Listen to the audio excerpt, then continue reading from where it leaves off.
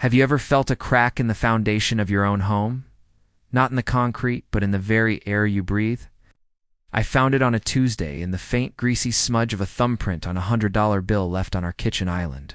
It was cash, always cash, for Mike, the handyman Sarah had hired. He was a miracle worker, fixing things I never even knew were broken.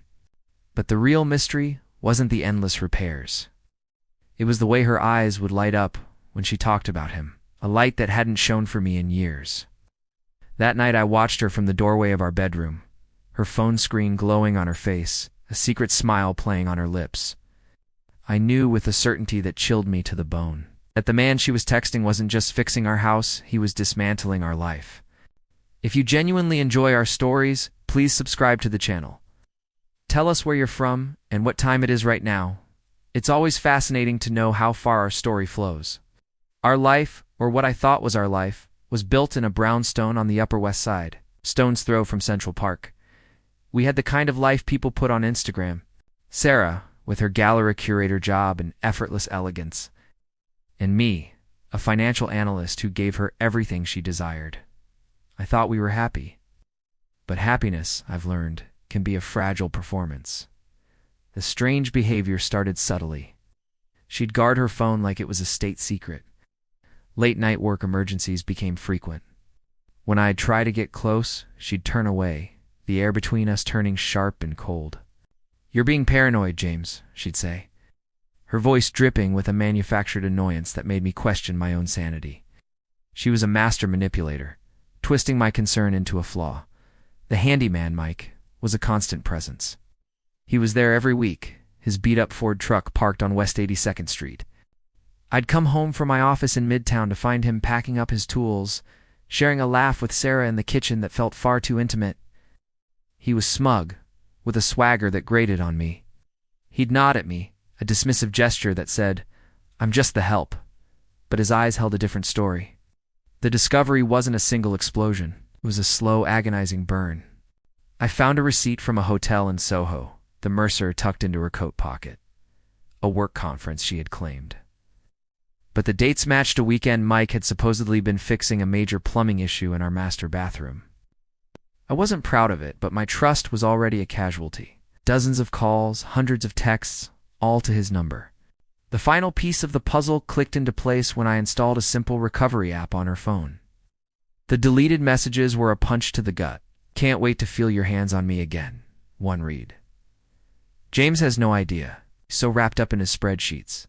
Humiliation washed over me, hot and suffocating. I felt like a fool in my own home, the clueless husband paying for his own destruction. I broke down one night, alone in my car, parked under the dim lights of a parking garage on Wall Street. The man who prided himself on logic and control was gone, replaced by a hollow shell of grief and rage. That was the night the old James died, and a new one, cold and strategic, was born. My grief hardened into a quiet, ruthless resolve. The first step was a visit to the best divorce attorney in Manhattan, Shark. We met in a sterile conference room overlooking the city. "I don't just want a divorce," I told her, my voice steady. "I want to leave her with nothing but the consequences of her actions." The plan was simple, yet brutal. I started documenting everything. I placed a small, voice-activated recorder in her car. I took screenshots of the texts. I hired a private investigator who followed them to their cheap motel rendezvous in Queens, capturing grainy photos of them kissing, their bodies pressed together against the peeling paint of the door.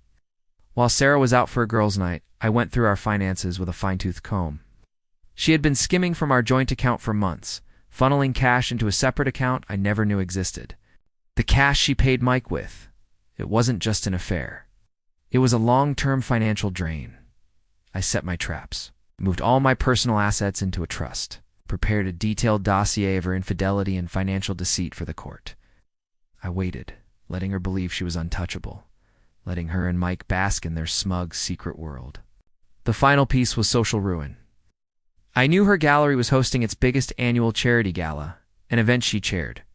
The pinnacle of her social calendar. It was the perfect stage.